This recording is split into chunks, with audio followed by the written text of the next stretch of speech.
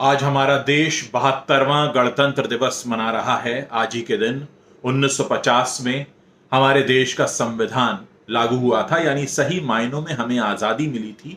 हमारा अपना संविधान लागू हो गया था। इस बात को 72 साल बीत चुके हैं। मैं आपको बता दूं कि संविधान में दो प्रमुख बातें हैं। एक है नागरिकों के अधिकार और दूसरे हैं नागरिकों के कर्तव्य, और ये दोनों एक दूसरे के पूरक हैं। अगर आप अपनी ड्यूटीज, रिस्पॉन्सिबिलिटीज सही से निभाते हैं तो फिर आपको अपने राइट्स क्लेम करने का भी अधिकार है, क्योंकि आपने इस देश में जन्म लिया है और आप इस देश के नागरिक हैं। तो ध्यान रखिए कि हमेशा अपने कर्तव्य पूरे करना उतना ही जरूरी होता है जितना कि अपने अधिकारों की मांग करना और अधिकारों को अपना समझना कि क्या क्या आपकी ड्यूटीज हैं।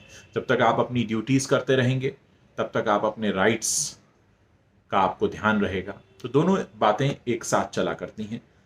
आज दिन का पहला वीडियो कर रहा हूं और मुझे याद आया कि अभी जो stand up comedian Munawar Faruqui हैं, जिनको हिरासत में लिया गया था 2 जनवरी को, उन पर आरोप यह है कि उन्होंने धार्मिक भावनाओं को आहत किया अपने एक कॉमिक एक्ट में।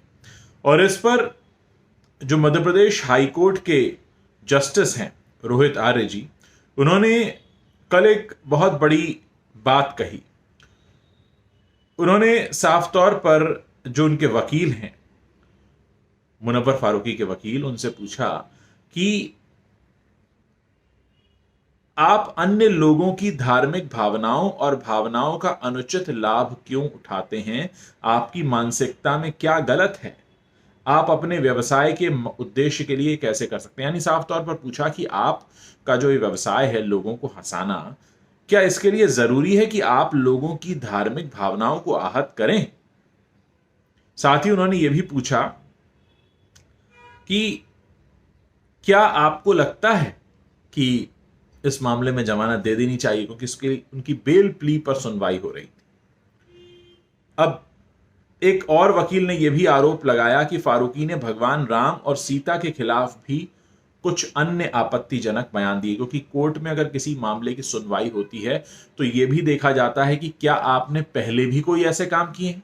तो फारूकी के बारे में यह बात निकलकर सामने आई कि वो पहले भी ऐसा करते रहे। हालांकि कुछ लोगों का यह कहना है कि उनके जो एक्ट्स होते हैं वो प्योरली कॉमेडी के लिए होते हैं, उनका कोई और मकसद नहीं होता। लेकिन वहीं बहुत सारे लोग इस बात को मानते हैं, और यही वजह है कि मामला अदालत में पहुंचा है, कि उनका मकसद धार्मिक भावनाओं को आहत करना था। अनजाने में ऐसा नहीं हुआ है, जानबूझकर किया गया, ऐसा कई लोगों का कहना है।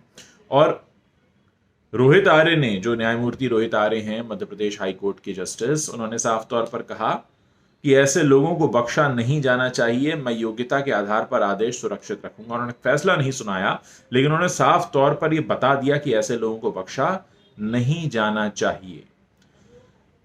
असल में 1 जनवरी को एक शो हुआ था इंदौर में, एक इलाका है 56 दुकान, वहां पर, और वहां पर हिंदू देवी देवताओं के खिलाफ कुछ अभद्र टिप्पणियां हुई थी, और केंद्रीय मंत्री अमित शाह के खिलाफ भी कुछ टिप्पणियां हुई थी। इसी की वजह से कई सारे लोगों को हिरासत में लिया गया था, जिनमें से मुनव्वर फारूकी भी एक हैं।